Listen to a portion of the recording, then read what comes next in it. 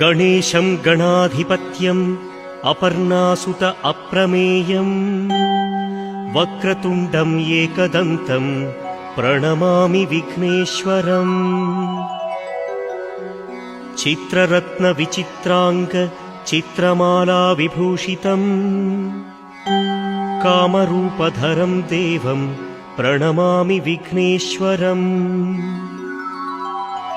बाहुदातटि निवासेन काणीपाकपुरीश्वरा सुध्यन्ति सर्वपापेभ्यः विघ्नेश्वरं नमाम्यहम्।